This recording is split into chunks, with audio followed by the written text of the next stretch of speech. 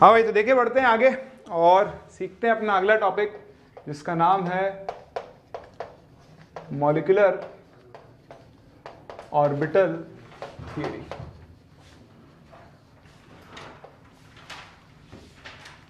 तो देखिए molecular orbital theory basically आपको सिखाती है formation of molecules from atoms. Generally हम इसे डायटोमिक मॉलिक्यूल्स के लिए अप्लाई करेंगे। किसके लिए अप्लाई करेंगे? मॉलिक्यूलर ऑर्बिटल थ्योरी ये कहती है कि जब भी एक मॉलिक्यूल फॉर्म होता है तो एटॉमिक ऑर्बिटल्स के कॉम्बिनेशन से फॉर्म होता है। किससे फॉर्म होता है? जो दो एटम्स मिलकर मॉलिक्यूल बनाएंगे उनके एटॉमिक ऑर्बिटल्स आपस में क्या होते हैं? कंबाइन होते हैं और उनसे कुछ नए ऑर्बिटल्स बनते हैं जिन्हें हम बोलते हैं मॉलिक्यूलर ऑर्बिटल्स। क्या बोलते हैं? एक्चुअली मॉलिक्यूलर ऑर्बिटल थ्योरी एक इलेक्ट्रॉन के वेव नेचर के ऊपर काम करती है। अकॉर्डिंग टू वेव थ्योरी हर एक ऑर्बिटल को एक वेव फंक्शन से डिनोट किया जा सकता है। किससे डिनोट किया जाता है? जिसे हम डिनोट करते हैं बाय द साइन साई। क्या बोलते हैं? साई। तो हर ऑर्बिटल का अपना एक स्पेसिफिक वेव फंक्शन होता है, उसको हम साई से डिनोट करते हैं। ठीक है, तो यहां पर एक मेथड चलता है, इसे हम बोलते हैं लीनियर कॉम्बिनेशन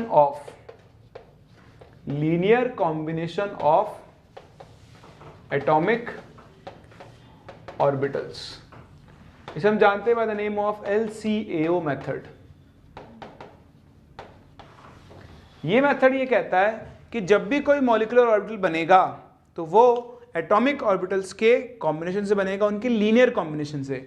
यानी हम उनके, मान लो दो एटम्स हैं A और B, इनसे मिलकर एक मॉलिक्यूल बनना है, तो जो A का वेव फंक्शन होगा, यानी A के एक ऑर्बिटल का वेव फंक्शन और B के एक ऑर्बिटल का वेव फंक्शन होगा, उन दोनों का लीनियर कॉम्बिनेशन, एडिशन या फिर सब्ट्रैक्शन, उससे आपको क्या मिलेगा? मॉलिक्यूलर ऑर्बिटल का वेव फंक्शन मिलेगा। क्या मिलेगा?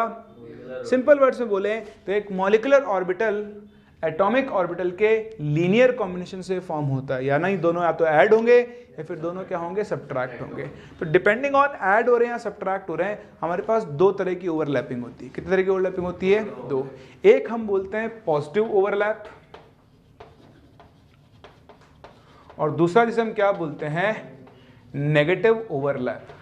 आपने फिजिक्स में कंस्ट्रक्टिव और डिस्ट्रक्टिव इंटरफेरेंस पढ़ा है। कंस्ट्रक्टिव में क्या होता है? दोनों वेव्स सेम फेज में होती है। ठीक है, तो यहां पर भी कुछ ऐसा ही है। जब आपके जो दो ऑर्बिटल्स कंबाइन हो रहे हैं उनमें अगर वेव फंक्शन का साइन सेम है, मान लो ये है साई A और ऐसे ही मैंने यहां बनाया, ये था साई B। बताओ दोनों वेव सेम फेज में? तो जब इन दोनों का कॉम्बिनेशन होगा Sai A plus psi B, इसे हम बोलेंगे पॉजिटिव ओवरलैप। तो जो रिजल्टेंट बनेगा, बताओ रिजल्टेंट वेव का जो एम्पलीट्यूड होगा वो दोनों के एम्पलीट्यूड से क्या होगा? ज्यादा। तो ये आपके पास साई ऑफ मॉलिक्यूलर ऑर्बिटल बन गया, जिसके अंदर क्या होगा? ये रीजन का साइज बढ़ जाएगा, एम्पलीट्यूड बढ़ जाएगा। ये रीजन किसको दिखाता है? इलेक्ट्रॉन मिलने के चांसेस को। किसको दिखाता है? इलेक्ट्रॉन मिलने की प्रोबेबिलिटी। तो यहाँ इलेक्ट्रॉन मिलने की कुछ प्रोबेबिलिटी थी, यहाँ कुछ थी, दोनों का पॉजिटिव ओवरलैप हुआ तो वो रीजन बढ़ गया जहां पर इलेक्ट्रॉन मिलने के चांसेस क्या होते हैं? ज्यादा। इसे अभी आप डायग्राम की फॉर्म में भी देखने वाले हो। सेम इस तरह नेगेटिव ओवरलैप। बताओ नेगेटिव ओवरलैप में क्या होगा? दोनों क्या हो जाएंगे? Out of phase. तो ये तो हो गया साई A और साई B जो होगा वो कुछ ऐसा होगा। अब ये माइनस, ये प्लस, ये माइनस और ये प्लस माइनस प्लस। सही है। अब जब इनका ओवरलैप होगा तो जो रिजल्टेंट वेव बनेगी उसका एम्पलीट्यूड दोनों के एम्पलीट्यूड से क्या हो जाएगा? कम। यानी अब वो रीजन जहां इलेक्ट्रॉन मिलने के चांसेस थे वो क्या हो चुका होगा? दोनों ही एटम के बीच में क्या हो चुका होगा? रिड्यूस हो चुका होगा। तो इस तरह से जब सेम साइन के वेव फंक्शन मिलेंगे तो same positive positive positive, negative negative, same sign के है ना। पॉजिटिव मतलब ये नहीं कि सिर्फ पॉजिटिव पॉजिटिव मिले, पॉजिटिव पॉजिटिव मिले, नेगेटिव नेगेटिव मिले तो भी उसे हम क्या बोलेंगे? Positive overlap. अपोजिट साइन के मिले तो उसे हम क्या बोलते हैं? नेगेटिव ओवरलैप बोलते हैं। तो देखें इस तरह से आपके पास जब ओवरलैपिंग होती है तो अलग अलग तरह के ऑर्बिटल बनते हैं।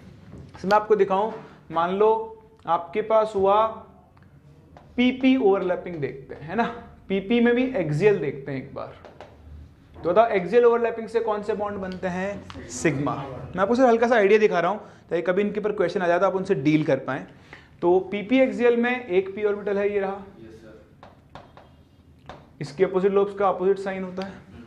और ऐसे मेरे पास एक और पी ऑर्बिटल है, न्यूक्लियस, ये इसकी लोब्स, ये प्लस और ये माइनस। बताइए कौन सा ओवरलैप कहलाएगा? Positive overlap. कौन सा ओवरलैप कहलाएगा? Positive overlap. तो पॉजिटिव ओवरलैप जब होगा तो क्या होगा? देखो इन दो, इसके रीजन में यहाँ इलेक्ट्रॉन मिलेंगे, इसमें यहाँ इलेक्ट्रॉन मिलेंगे। जब दोनों का सेम है तो देखो रीजन बढ़ जाएगा, यानी मैक्सिमम इलेक्ट्रॉन कहाँ मिलेंगे? इन दोनों के बीच में। क्या आप मेरी बात समझ पा रहे हैं? तो अब इसके बाद क्या होगा? ऑर्बिटल कुछ ऐसे बन जाएगा, जो सारा इलेक्ट्रॉन क्लाउड मिलने के चांसेस है वो यहाँ पर बीच में आ जाएगा। सो electron density is maximum in between the two nuclei। बोला आप मेरी बात समझ पा रहे हो? तो जब भी पॉजिटिव ओवरलैप होगा दो ऑर्बिटल्स के बीच में तो इलेक्ट्रॉन मिलने के चांसेस कहां पर बढ़ जाएंगे? दोनों न्यूक्लियस। मैक्सिमम इलेक्ट्रॉन क्लाउड कहां पर आ जाएगा? इन दोनों न्यूक्लियस के बीच में। मान लो एटम ए था, ये एटम बी है, तो ए और बी के बीच में इलेक्ट्रॉन मिलने के चांसेस क्या होंगे? सबसे ज्यादा। वहीं अगर यहां पर नेगेटिव ओवरलैप हो जाए, कौन सा ओवरलैप हो जाए? Negative overlap. तो नेगेटिव ओवरलैप में क्या होगा? ये माइनस, ये प्लस, और ये साइन क्या हो जाएगा? उल्टा, माइनस और प्लस। एक दूसरे को काटेंगे। अब क्या होगा? यहां पर बीच में इलेक्ट्रॉन मिलने के चांसेस क्या हो जाएंगे? बहुत कम। तो यहां पर सारा इलेक्ट्रॉन क्लाउड इस तरफ शिफ्ट हो जाएगा, एक तरफ, इधर सारा इलेक्ट्रॉन क्लाउड इस तरफ शिफ्ट हो जाएगा, और बीच में खाली जगह बन जाएगी, उसको हम बोलते हैं नोडल प्लेन। क्या बोलेंगे? आप देखें पी ऑर्बिटल के पास पहले से अपना एक नोडल प्लेन था। तो अब इधर इलेक्ट्रॉन मिलने के चांसेस क्या होंगे? थोड़े बहुत होंगे, बहुत कम। छोटा रीजन दिखा रहा है। तो देखें यहां पर कोई नया नोडल प्लेन नहीं बना, जो पुराने नोडल प्लेन थे वो तो मेंटेन थे। यहां पर पुराने नोडल प्लेन तो है जो है ही, एक नया नोडल प्लेन बन गया। तो ये नोडल प्लेन किसका है? मॉलिक्यूलर ऑर्बिटल का। ये जो ऑर्बिटल बना है नया, इसको हम बोलते हैं मॉलिक्यूलर ऑर्बिटल। क्या बोलते हैं? लिखा है ना आपको कि एटॉमिक ऑर्बिटल के कॉम्बिनेशन से क्या बनते हैं? Molecular orbital. जब पॉजिटिव ओवरलैप होती है तो आपके पास बनता है बॉन्डिंग मॉलिक्यूलर ऑर्बिटल। क्या बनता है? Bonding molecular orbital. इसको हम प्यार से बुलाएंगे बीएमओ। और यहां कौन सा बनेगा बताओ? जो नेगेटिव ओवरलैप से बनता है उसे हम क्या बोलते हैं? Anti bonding molecular orbital. इसे हम प्यार से क्या बुलाते हैं? एबीएमओ। तो बीएमओ और एबीएमओ दो तरह के आपके पास क्या होते हैं? ऑर्बिटल्स होते हैं। बोले बात समझ में आ रही है? तो इस चीज का आप जरूर ध्यान रखें, कौन सी ओवरलैपिंग से कौन सा ऑर्बिटल फॉर्म होता है। फिर इनके बारे में आपको बता दूं, आपको दिख भी रहा है, देखो यहाँ पर इलेक्ट्रॉन क्लाउड दोनों के बीच में है। ये इलेक्ट्रॉन क्लाउड इस न्यूक्लियस को बांध के रखेगा ऐसे, तो अट्रैक्शन फोर्स क्या होगा? ज्यादा। यहाँ पर आप देखो इलेक्ट्रॉन है नहीं बीच में, तो बताओ इन दोनों के बीच में क्या होगा? रिपल्शन। तो बताओ रिपल्शन होगा तो किसकी एनर्जी ज्यादा होगी? बीएमओ की या एबीएमओ की? अच्छा तो कौन ज्यादा स्टेबल होगा? बीएमओ, क्योंकि इलेक्ट्रॉन बीच में है, बीच में इलेक्ट्रॉन। तो अभी ध्यान रखना, एनर्जी की अगर हम बात करें, एनर्जी, तो एनर्जी हमेशा किसकी ज्यादा होती है? एबीएमओ की एनर्जी हमेशा क्या होती है? बीएमओ से ज्यादा होती है। क्या आप मेरी बात समझ पा रहे हैं? ठीक। और यहाँ पे ध्यान रखना, ये हम आगे भी यूज करेंगे इस चीज को, more are the number of electrons in ABMO, more destabilized the molecule will be। जैसे जैसे ABMO में नंबर ऑफ इलेक्ट्रॉन्स बढ़ते जाएंगे वो मॉलिक्यूल की स्टेबिलिटी को कम करते जाएंगे, स्टेबिलिटी के लिए और घातक होते जाएंगे। जितने ज़्यादा इलेक्ट्रॉन बॉन्डिंग में जाएंगे मॉलिक्यूल की स्टेबिलिटी क्या होती जाएगी? उतनी ही बढ़ती जाएगी। तो बॉन्डिंग ऑर्बिटल्स हमेशा एनर्जी में कम होते हैं, स्टेबिलिटी में हायर होते हैं, और एंटी बॉन्डिंग ऑर्बिटल्स एनर्जी में हमेशा क्या होते हैं? ज्यादा। फिर आपको इनके नाम लिखना चाहिए। देखो ये 2p ऑर्बिटल और ये 2p ऑर्बिटल, एक्सियल ओवरलैपिंग हुई ना, एक्सियल से कौन से बॉन्ड बनते हैं? सिग्मा। इसको हम बोलेंगे सिग्मा 2p। अगर पाई बनता तो पाई 2p। यह है बॉन्डिंग। एंटी बॉन्डिंग को दिखाते हैं हम स्टार से, तो ये बन गया सिग्मा स्टार 2p। तो इस तरह से पॉजिटिव ओवरलैप और नेगेटिव ओवरलैप के बेसिस पर दो तरह के ऑर्बिटल बनेंगे, बॉन्डिंग और एंटी बॉन्डिंग। बॉन्डिंग वालों को हम नॉर्मल लिखेंगे, एंटी बॉन्डिंग वालों को स्टार लगाएंगे। जैसे मान लो यहाँ पर, अच्छा हम जो एमओटी पढ़ते हैं उसमें इंटर न्यूक्लियर एक्सिस होती है Z। क्या होती है? तो अगर एक्सियल ओवरलैपिंग है तो ये 2pz होगा, ये 2pz होगा, इसका नाम रहेगा सिग्मा 2pz। इसका नाम क्या होगा? सिग्मा स्टार 2pz, क्योंकि एक्सियल ओवरलैपिंग हो रही है। अगर साइडवेज ओवरलैपिंग होती तो मान लो px और px है, तो वो तो क्या होंगे? आईएन है तो z है, तो px px ऐसे आएंगे, तो कौन सा बॉन्ड बनाएंगे? पाई। तो पाई में दो ऑर्बिटल बनेंगे, एक पाई 2px और एक पाई स्टार 2px, एक बॉन्डिंग और एक एंटी बॉन्डिंग। ऐसे ही py में भी दो बनेंगे, पाई 2py और पाई स्टार 2py। फॉर्मेशन समझ में आ रहा है? क्योंकि मैंने टर्म्स को यूज करने वाला इसलिए बता रहा हूँ, आपको लिखने की जरूरत नहीं, देख लोगे समझ जाओगे आप। तीसरा यहाँ पर एक और तरह का ओवरलैप होता है, मैं आपको पहले पढ़ा चुका हूँ, इसे हम बोलते हैं जीरो ओवरलैप। क्या बोलते हैं? Zero overlap. तो जीरो ओवरलैप क्या होता है? जितना पॉजिटिव ओवरलैप हो उतना ही क्या हो जाए? Negative overlap. जैसे इसको मैं एस ऑर्बिटल के साथ मिक्स कर दूं तो एस ऑर्बिटल पे हमेशा प्लस चार्ज होता है, मतलब प्लस साइन होता है उसका, या फिर पूरा ही माइनस साइन होता है, दोनों से कोई भी एक ले लो। तो देखो जितना प्लस प्लस ओवरलैप उतना ही प्लस माइनस ओवरलैप। ऐसे ओवरलैप को हम क्या बोलते हैं? Zero overlap. और इससे किसी भी तरह का मॉलिक्यूलर ऑर्बिटल फॉर्म, मतलब कोई बॉन्ड फॉर्म नहीं होता, ये बॉन्डिंग के अंदर काम नहीं आता है। क्या मेरी बात समझ पा रहे हैं?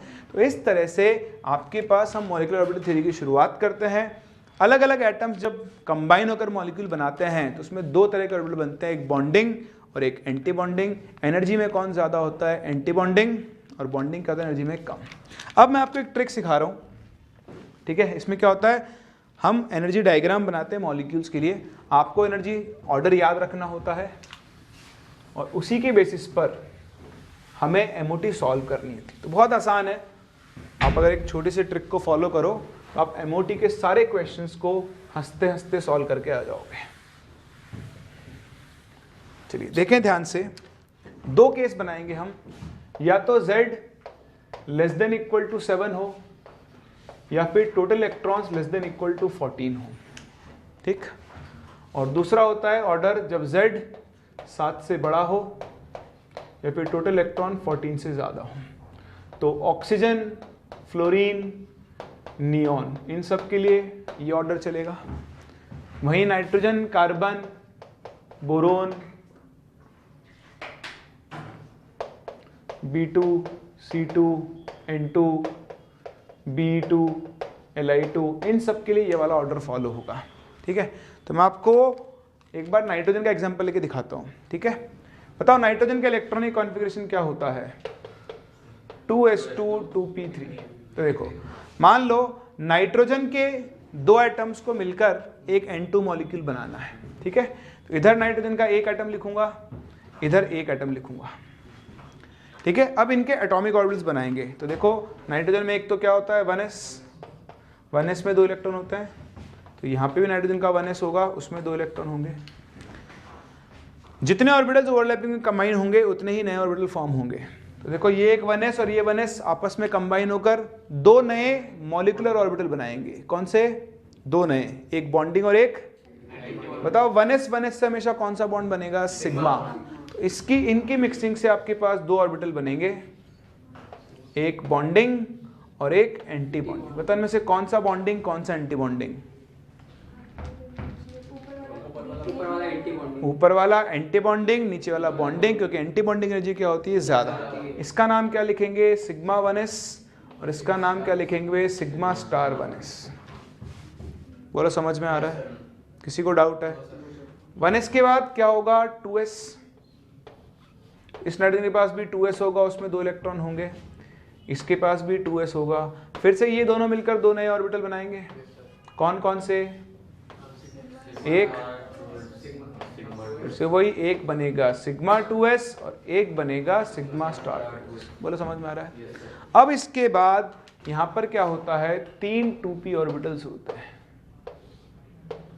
नाइट्रोजन के पास भी, उसमें 1 2 3 इलेक्ट्रॉन, इस नाइट्रोजन के पास भी 3 2p ऑर्बिटल्स होंगे, 1 2 3। अब 3 और 3 6 ऑर्बिटल मिलकर 6 नए ऑर्बिटल बनाएंगे और वो अपने अपने एनर्जी और में अरेंज होंगे। तो इसके लिए आप एक ट्रिक याद रखना, 2 1 2 1। क्या याद रखोगे? 2 1 2 1। जब एटॉमिक नंबर 7 से कम है, मतलब नाइट्रोजन या उससे पहले वाले, उनके लिए चलेगा 2 1 2 1। तो 2 1 2 1 का मतलब क्या है? पहले 2 बॉक्स, फिर 1 बॉक्स, फिर 2 बॉक्स और फिर 1 बॉक्स। ये 2 बॉक्स हैं, 2 पाई ऑर्बिटल को दिखा रहे हैं, क्योंकि मैंने आपको बताया था आईएनए हम किसको लेकर चल रहे हैं? z axis. तो ये होगा पाई 2px पाई 2py, क्योंकि ये बॉन्डिंग ऑर्बिटल है। ये बनेगा सिग्मा 2pz, क्योंकि आईएनए z एक्सिस है तो सिग्मा बॉन्ड z एक्सिस के अलॉन्ग बनेगा, इसलिए pz कौन सा बॉन्ड बनाएगा? सिग्मा। अगर आईएनए x होता तो ये सिग्मा 2px हो जाता, ये पाई 2py पाई 2pz। अगर आईएनए y एक्सिस है तो ये सिग्मा 2py हो जाएगा, ये पाई 2px ये पाई 2pz। समझ में आ रहा है? बताओ इसका नाम क्या? Pi star 2px। ये क्या बनेगा? Pi star 2py। ये क्या बनेगा? सिग्मा स्टार 2pz बनेगा। तो देखो आप इनको एनर्जी ऑर्डर में अरेंज कर सकते हो। अब इनकी फिलिंग कैसे करते हैं? तो मतलब ट्रिक याद रखनी है, 2 1 2 1। अच्छा, अगर हम ऑक्सीजन वाले में आ जाएं तो यहाँ तक सारी कहानी सेम रहेगी, 1s 1s 2s 2s। Order यहाँ बदलता है, इसके लिए होता है 1 2 2 1। क्या होता है? 1 2 2 1। तो ये 1, ये 2, ये 2 और ये 1। सही है? तो 1 2 2 1, 1 2 2 1 कैसे बनाया हमने? ये क्या होगा आपका? Sigma 2pz। ये क्या होगा? पाई 2px।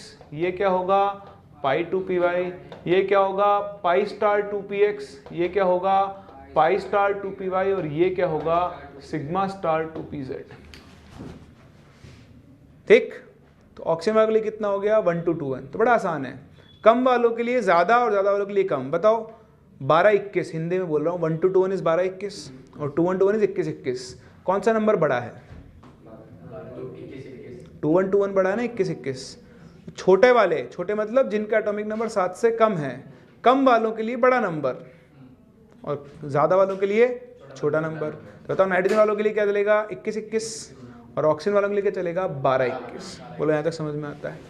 अब हम यहाँ पे कैलकुलेट करते हैं बॉन्ड ऑर्डर। एक चीज़, बॉन्ड ऑर्डर का फॉर्मूला होता है हाफ NB माइनस NA।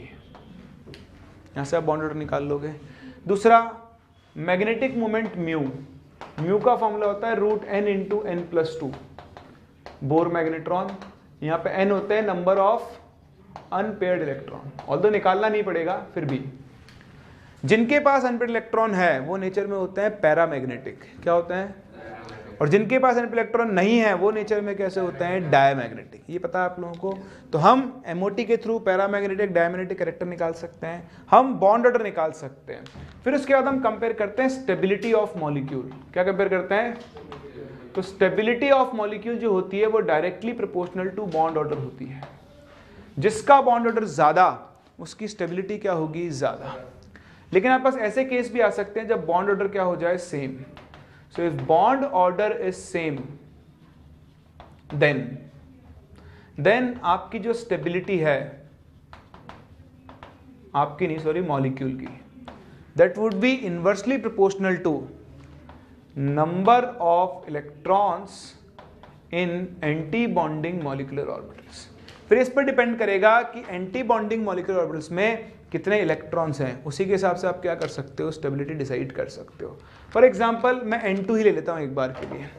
देखो नाइट्रोजन 2 2 4 और 3 7 इलेक्ट्रॉन, 2 2 4 और 3 7 इलेक्ट्रॉन। बताओ एक नाइट्रोजन में 7 इलेक्ट्रॉन है, तो जो नाइट्रोजन का मॉलिक्यूल बनेगा तो उसमें टोटल कितने इलेक्ट्रॉन्स होंगे? 14 होंगे। अब मुझे इन मॉलिक्यूलर ऑर्बिटल्स में 14 इलेक्ट्रॉन्स भरने हैं, तो वही सबसे लोअर से शुरू करूंगा। तो देखो 2 इलेक्ट्रॉन इसमें, 2 इलेक्ट्रॉन इसमें, 2 इसमें, 2 इसमें, कितने हो गए? 8। 8 के बाद कितने बचे? अब 6। तो 1 2 3 4 5 6। ये हो गई नाइट्रोजन की MOT कंप्लीट। अब आपको नाइट्रोजन का बॉन्ड ऑर्डर निकालना है। चलो तो निकालते हैं। नाइट्रोजन का बॉन्ड ऑर्डर निकालना है। बताओ बॉन्ड ऑर्डर का फॉर्मूला क्या है? Half NB minus NA। जरा ध्यान से सुनना, इनको गायब भी कर लेंगे अपन। देखो NB minus Na, 2 minus 2 0, count करूँ ना करूँ कोई फर्क नहीं पड़ता। NB माइनस Na, 2 माइनस 2 0, तो इनको काउंट मत करो, भाड़ में जाने दो। अब आप सिर्फ ये बनाओगे 2 1 2 1 और 1 2 2 1। बताओ यहाँ कितने इलेक्ट्रॉन है? बॉन्डिंग है सारे। बताओ एंटी बॉन्डिंग में कितने हैं? 0। तो half NB minus Na, nitrogen का बॉन्ड ऑर्डर निकालो, कितना आ जाएगा? 3। समझ में आ रहा है? बताओ नाइट्रोजन पैरामैग्नेटिक होगा या डायमैग्नेटिक? कैसा होगा? डायमैग्नेटिक। एक भी एन इलेक्ट्रॉन नहीं है ना। अब N2 से बनाते हैं N2 प्लस। बड़ा आसान है, चाहे तो कैलकुलेट कर लो या आप ऐसा देख लो कि for each electron removed from BMO, bond order decreases by 0.5। देखो आप बॉन्डिंग ऑर्बिटल से एक इलेक्ट्रॉन कम करोगे तो 1/2 का कंट्रीब्यूशन कम हो जाएगा, या फिर आप एंटी बॉन्डिंग में एक इलेक्ट्रॉन ऐड करोगे, ये याद नहीं रखना आपको, आप समझ जाओगे अपने आप ही, है ना, इसलिए लिखते नहीं है, ऐसे ही याद रख लेते हैं। अब बताओ N2 प्लस, बताओ N2 प्लस बनेगा तो इलेक्ट्रॉन कहाँ से निकला होगा? BMO से। तो वो बॉन्ड ऑर्डर कितना आ जाएगा? 5 माइनस 0/2, कितना हो जाएगा? 2.5। बताओ डाई होगा या पैरा? पैरा। एक इलेक्ट्रॉन के बाद एक अनपेड इलेक्ट्रॉन बचेगा। मान लो मैंने N2 2 प्लस बनाया तो बॉन्ड ऑर्डर 2, 2 इलेक्ट्रॉन निकाल दिए, क्या हो जाएगा? डाई। डाई क्या हो जाएगा? डायमैग्नेटिक। अच्छा बताओ मैंने N2 माइनस बनाया, N2 माइनस बनाया तो एक इलेक्ट्रॉन एक्स्ट्रा अब यहां पर आएगा, तो अब देखो एक इलेक्ट्रॉन एंटी बॉन्डिंग में बढ़ गया तो वो फिर से बॉन्ड ऑर्डर को कम कर देगा, तो बॉन्ड ऑर्डर फिर से कितना हो जाएगा? 2.5 कर देख लो, 6 माइनस 1। और N2 2 माइनस, बॉन्ड ऑर्डर फिर से कितना हो गया? 2.5। तो ये भी पैरा और ये भी पैरा। बोलो समझ में आ रहा है? किसी को डाउट है इसके अंदर? चलिए बहुत ही बढ़िया। अब आप देखो, मैं आपसे पूछूं इनकी स्टेबिलिटी का ऑर्डर बताओ। स्टेबिलिटी, तो मैंने अब क्या बताया? स्टेबिलिटी किसके डायरेक्टली प्रोपोर्शनल है? Bond order. बॉन्ड ऑर्डर सबसे ज्यादा किसका है? N2। फिर इन दोनों का बॉन्ड ऑर्डर सेम है, तो फिर क्या देखोगे? Number of anti bonding electron. देखो N2 माइनस में एंटी बॉन्डिंग में एक इलेक्ट्रॉन गया, जबकि N2 प्लस में एंटी बॉन्डिंग में एक भी इलेक्ट्रॉन नहीं था। दैट मीन्स सबसे ज्यादा स्टेबल कौन होगा? N2 plus. फिर किसका नंबर आएगा? N2 minus. ऐसे ही फिर N2 2 प्लस ज्यादा स्टेबल होगा, और सबसे कम स्टेबल कौन होगा? N2 2 minus. बोलो समझ में आ रहा है? N2 2 माइनस का 2। जैसे जैसे एंटी बॉन्डिंग में एक इलेक्ट्रॉन बढ़ता जाएगा या बॉन्डिंग में से एक इलेक्ट्रॉन कम होता जाएगा, बॉन्ड ऑर्डर 0.5 से कम होगा। एंटी बॉन्डिंग से इलेक्ट्रॉन निकला और बॉन्डिंग में इलेक्ट्रॉन जुड़ गया तो बॉन्ड ऑर्डर 0.5 से क्या हो जाएगा? बढ़ जाएगा। समझ पा रहे हैं? चलिए कॉपी करें इसे, फिर कुछ और चीजें बताता हूं मैं आपको इसके बारे में। फिर देखें, कभी कभी आपको ना कॉन्फ़िगरेशन लिखना होता है, ये आपको आना चाहिए, डायरेक्ट पूछ सकता है। जैसे मुझसे बोल देगा कि बताओ N2 प्लस का कॉन्फ़िगरेशन क्या होगा? किसका पूछ रहा है? तो ये तो हो गया N2। N2 प्लस में एक इलेक्ट्रॉन निकल जाएगा। अब मुझे N2 प्लस का कॉन्फ़िगरेशन लिखना है, तो बताओ मैं N2 प्लस का कॉन्फ़िगरेशन कैसे लिखूंगा? ऐसे लिखूंगा कि भाई N2 प्लस में सिग्मा 1s में 2 इलेक्ट्रॉन है, सिग्मा 1s के बाद आएगा सिग्मा स्टार 1s, उसमें भी 2 इलेक्ट्रॉन है। फिर कौन आएगा? सिग्मा 2s जो उससे हाई एनर्जी पर है, उसमें भी 2 इलेक्ट्रॉन है। फिर सिग्मा स्टार 2s में भी 2 इलेक्ट्रॉन है। फिर पाई 2px और पाई 2py की एनर्जी सेम है और दोनों में 2-2 इलेक्ट्रॉन है। फिर उसके बाद कौन है? सिग्मा 2pz, उसमें भी 2 इलेक्ट्रॉन है, सॉरी उसमें 1 इलेक्ट्रॉन है। एक भी नहीं होगा, N2 प्लस का निकाला है ना? N2 प्लस का समझ में आ रहा है? तो आपको ये याद है ना, तो आपको ऐसे कॉन्फ़िगरेशन लिखना आना चाहिए। ये ऐसे लिखा हुआ है तो उसको देखना आना चाहिए, कर सकते हो। तीसरी चीज, पैरामैग्नेटिक कैरेक्टर अगर आपको निकालना है तो एक सिंपल सी ट्रिक यूज करना फॉर पैरामैग्नेटिक। क्या है trick? All odd electron species and 10 and 12 electron species, sorry 10 नहीं, odd electron 12 and 16 electron species are paramagnetic. उसके अलावा सब क्या हो जाएंगे आपके डाई। ऑड इलेक्ट्रॉन्स हो या फिर 12 इलेक्ट्रॉन हो या फिर 16 इलेक्ट्रॉन हो तो कैसा होगा पैरा, अदरवाइज सारे क्या होंगे डाई। आप चेक कर सकते हो जिसका आप बोलना चाहो। O2 में 16 इलेक्ट्रॉन होते हैं, 16 है तो ऑटो भर लेते हैं। O2 में देखो 16 इलेक्ट्रॉन है, 8 तो खत्म हो चुके होंगे, बाकी इतने बचे होंगे 8 भरो। 1 2 3 4 5 6 7 8। देखो ऑक्सीजन में 2 अनपेड इलेक्ट्रॉन है, 16 इलेक्ट्रॉन पीसी, कैसा होगा पैरामैग्नेटिक। आपने बोला N2 plus, N2 plus, N2 में 14 इलेक्ट्रॉन होते हैं, प्लस की वजह से 13 मतलब ऑड आ गया तो कैसा होगा पैरामैग्नेटिक। समझ पा रहे हैं? तो जितने भी ऑड इलेक्ट्रॉन पीसी हैं, जितने भी 12 इलेक्ट्रॉन पीसी, जितने भी 16 इलेक्ट्रॉन पीसी हैं, वो सबके सब कैसी होंगी पैरामैग्नेटिक होंगी। बोलो कर सकते हैं? समझ में आ रहा है?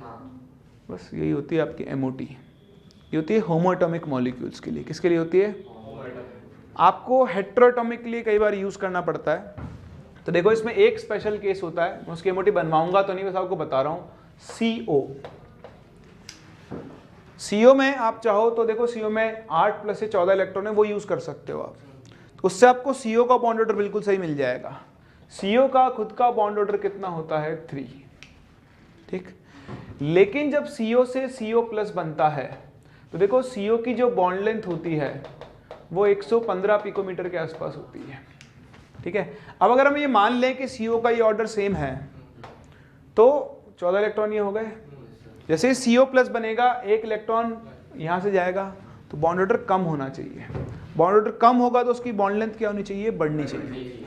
लेकिन एक्चुअली इसकी बॉन्ड लेंथ कम हो जाती है। तो उसका रीज़न क्या है कि यहाँ पे वो तो हम MOT बनाएंगे पर आपसे और कंफ्यूज होगे। तो एक चीज़ मैं बता रहा हूँ, मुझ पर भरोसा रखते हुए याद रख लेना। इसमें क्या होता है, जब CO से CO प्लस में इलेक्ट्रॉन रिमूव होता है, so electron is removed from a non bonding molecular orbital having slight anti bonding character. Actually क्या है, हेटेरोएटॉमिक मॉलिक्यूल है। तो इसमें क्या होता है ना, एनर्जी गैप्स अलग अलग होते हैं ऑर्बिटल्स के। उसकी वजह से क्या होती है, इसकी MOT बिल्कुल अलग बनती है। तो थ्योरी मैंने आपको बहुत अच्छे से पढ़ाई हुई है, बट अभी उसकी जरूरत नहीं है। आप इतना ध्यान रख लेना, जब CO से CO प्लस बनेगा तो बॉन्ड ऑर्डर क्या होता है, स्लाइटली 3O से बड़ा हो जाता है, 3 से। तो इसका जो बॉन्ड ऑर्डर होगा that is slightly greater than 3। इसीलिए इसकी बॉन्ड लेंथ क्या होती है, थोड़ी सी छोटी होती है। तो ये स्पेसिफिक केस है, बाई चांस आपसे पूछ ले, चांसेस कम है, नॉर्मल MOT ही पूछेगा, बट फिर भी पूछ ले। तो जब भी CO से CO प्लस बनता है तो बॉन्ड ऑर्डर कम नहीं होता, बॉन्ड ऑर्डर क्या होता है, बढ़ता है। और बढ़ के ऐसा नहीं कि 3.5 हो जाएगा, बस 3 से थोड़ा सा क्या हो जाता है, बड़ा हो जाता है। ये इसका एक स्पेसिफिक केस है, आप याद रखें। उसके अलावा आपके पास कोई और मान लो NO आ रहा है, NO, तो NO में 7 8 15 इलेक्ट्रॉन है ना, आप ये वाला डायग्राम लगाकर उसको सॉल्व कर सकते हो। समझ पा रहे हैं मेरी बात को? तो ये आपके पास MOT थी। अच्छा, यहाँ पर कभी कभी आपको ऐसे नाम मिल जाते हैं, होमो, सोमो, लूमो। तो होमो का मतलब क्या है? होमो का मतलब है हाईएस्ट अनऑक्यूपाइड मॉलिक्यूलर ऑर्बिटर। सोमो क्या होता है? Singly occupied molecular orbital. LUMO क्या होता है? Lowest unoccupied molecular orbital. जैसे ऑक्सीजन था, बताओ ऑक्सीजन के लिए होमो कौन है? Highest occupied. सोमो कौन है? सोमो भी यही सिंगली ऑक्यूपाइड है, तो pi star 2px pi star 2p दोनों सोमो है। लूमो कौन है? तो lowest unoccupied sigma star 2pz। समझ रहे हो? बताओ नाइट्रोजन के लिए लूमो कौन था? Pi star 2px pi star 2py। LUMO है ना, लोवेस्ट अनऑक्यूपाइड, तो यही है। बताओ होमो कौन है? बताओ सुमो कौन है? सुमो तो है ही नहीं, सोमो तो है ही नहीं यहाँ पे। क्यों? क्योंकि नाइट्रोजन के पास एक भी अनपेड इलेक्ट्रॉन नहीं है। समझ पा रहे मेरी बात को? तो इनके नाम है, नाम से ढूंढ लेना, होमो, सोमो, लूमो। अगर कभी बाई चांस कहीं पूछ लेता है तो इससे, ठीक है। तो इस तरह से आप MOT से डील कर सकते हो और MOT के सारे क्वेश्चंस को आप क्या कर सकते हो, सॉल्व कर सकते हो। तो अब मैं थोड़े से क्वेश्चन दे रहा हूँ आपको, एक दो, आप मुझे बता देना बस इनका ऑर्डर क्या होगा।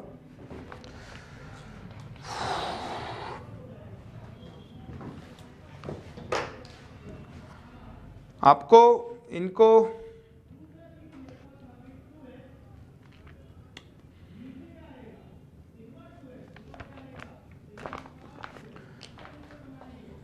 अरेंज करना है इन ऑर्डर ऑफ स्टेबिलिटी। अच्छा, यहां पर ना अगर किसी में स्पीसीज में बॉन्ड ऑर्डर 0 आ जाए तो वो स्पीसी एग्जिस्ट नहीं करेगी, ठीक है ना। तो ये आप ध्यान रखना, जैसे B2 में 0 आएगा, HE में 0 आएगा, मतलब उनके बीच में कोई बॉन्ड फॉर्म नहीं होता, ठीक है। तो पहला केस है आपके पास Li2 प्लस Li2 माइनस, साथ में आपको पैरामैग्नेटिक कैरेक्टर भी बताना है, N2O2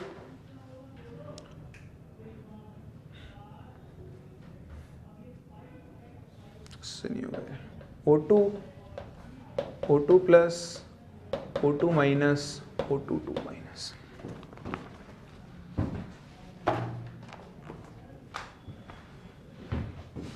ये लिख लिया।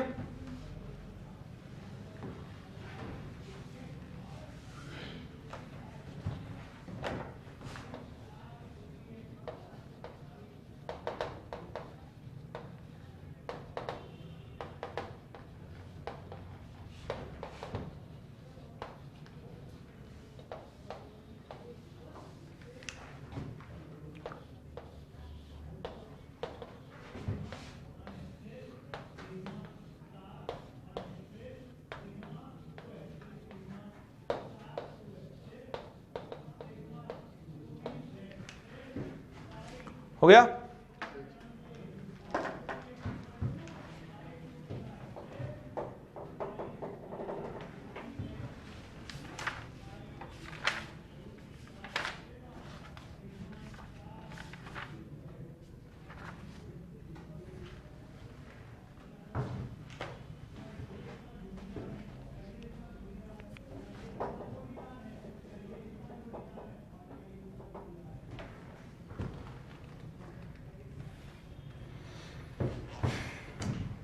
डन।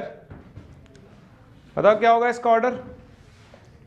देखो Li2 लिथियम का एटॉमिक नंबर कितना होता है 3 2 सा 6, 6 इलेक्ट्रॉन भरना है, 6 इलेक्ट्रॉन तो यहीं पे भर जाएंगे, 1 2 3 4 5 6, एक भी अनपेड इलेक्ट्रॉन नहीं है, डायमैग्नेटिक होगा। बॉन्ड ऑर्डर निकालो तो हाफ NB 2 और 2 4 minus Na 2, 4 minus 2/2, bond order कितना आ जाएगा 1 आएगा। फिर देखो Li2 प्लस में एक इलेक्ट्रॉन यहाँ से निकलेगा, तो इलेक्ट्रॉन बॉन्डिंग से गया ना, तो बॉन्ड ऑर्डर आधे से कम हो जाएगा, तो इसका बॉन्ड ऑर्डर कितना हो जाएगा 0.5। Li2 माइनस में एक इलेक्ट्रॉन एंटी बॉन्डिंग में जाएगा, एंटी बॉन्डिंग में गया तब भी बॉन्ड ऑर्डर क्या होगा 0.5 से कम, तो इसका बॉन्ड ऑर्डर भी कितना हो जाएगा 0.5। बोलो समझ में आ रहा है।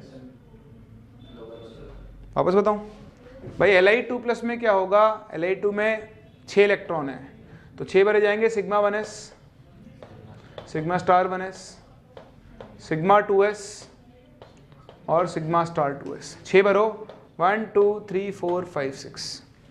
तो पहले तो निकालो Li2 का बॉन्ड ऑर्डर, तो हाफ NB, ये NB और ये NB 4 माइनस Na, ये सिग्मा स्टार है ना, तो दो, बॉन्ड ऑर्डर कितना आ गया 1। अब Li2 प्लस में क्या होगा, एक इलेक्ट्रॉन बॉन्डिंग से जाएगा, तो देखो बॉन्डिंग से एक इलेक्ट्रॉन कम हो गया, तो बॉन्डिंग में 3 माइनस 2, बॉन्ड ऑर्डर कितना हो गया 0.5। तो मैं कह रहा हूं कि जब बॉन्डिंग से इलेक्ट्रॉन निकलेगा तो बॉन्ड ऑर्डर आधे से कम हो जाएगा, और जब एंटी बॉन्डिंग में इलेक्ट्रॉन घुसेगा तब भी बॉन्ड ऑर्डर आधे से क्या हो जाएगा कम। तो जब Li2 माइनस बना तो एक इलेक्ट्रॉन यहाँ आ जाएगा एक्स्ट्रा, तो अब देखो 4 माइनस 3/2, फिर से बॉन्ड ऑर्डर कितना आ जाएगा 0.5। अब स्टेबिलिटी, तो सबसे ज्यादा बॉन्ड ऑर्डर किसका Li2, तो उसकी स्टेबिलिटी सबसे ज्यादा है। फिर इन दोनों में बॉन्ड ऑर्डर सेम है, इसमें एंटी बॉन्डिंग में इलेक्ट्रॉन ज्यादा है, इसमें एंटी बॉन्डिंग में इलेक्ट्रॉन कम है, तो जिसमें कम है वो ज्यादा स्टेबल होगा। कर सकते हैं।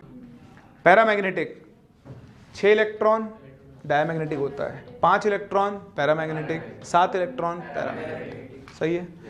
चलो पहले यहाँ पैरामैग्नेटिक डिसाइड कर लें। O2 में 16 electron para, 16 - 1 15 para, 16 + 1 17 para, 18 diamagnetic. Odd electron 12 16 क्या होंगे पैरामैग्नेटिक, बाकी सबके सब क्या होंगे डायमैग्नेटिक। बोलो कर सकते हैं। चलिए अब निकालें बॉन्ड ऑर्डर। तो आपने देखा O2 में लगेगा 2 1 2 1, तो 6 - 4 बॉन्ड ऑर्डर कितना आ गया इसका 2। सही है।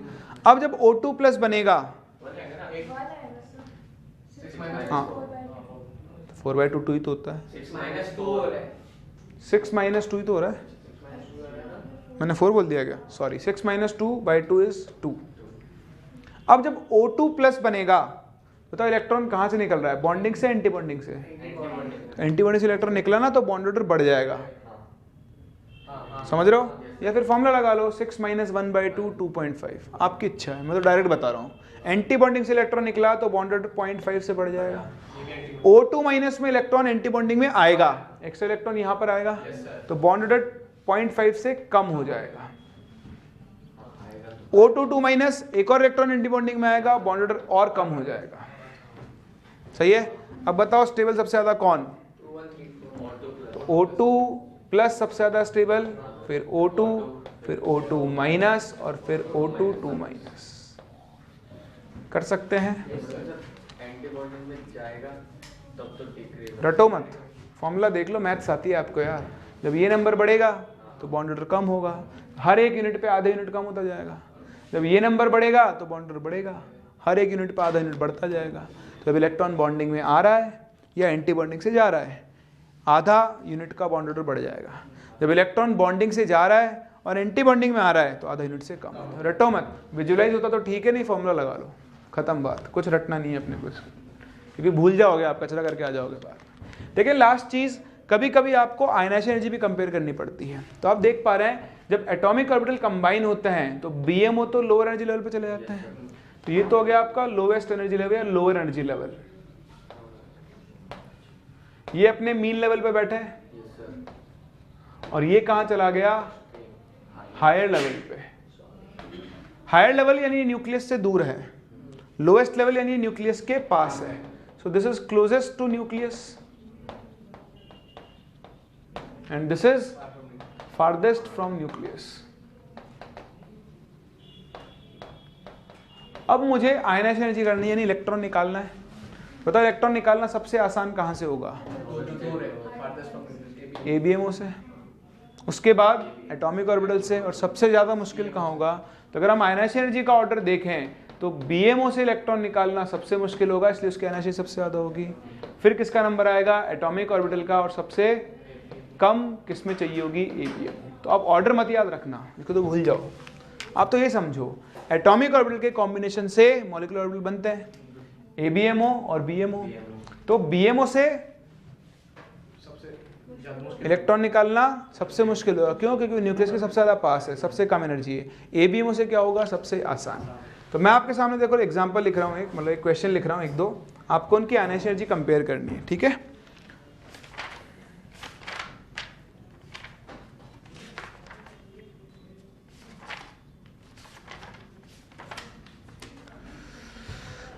देखो कंपेयर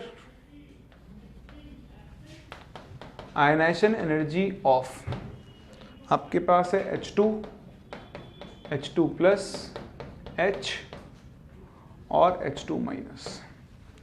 ऐसे आपको कंपेयर करनी है Li2 plus Li2 Li and Li2 minus.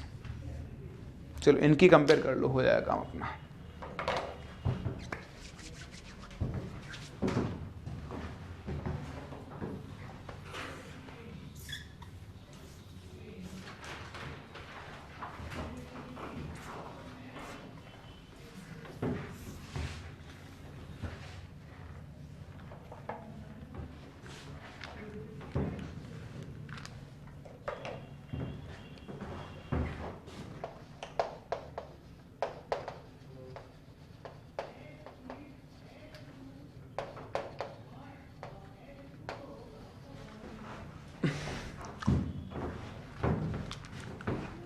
आया कुछ ऑर्डर?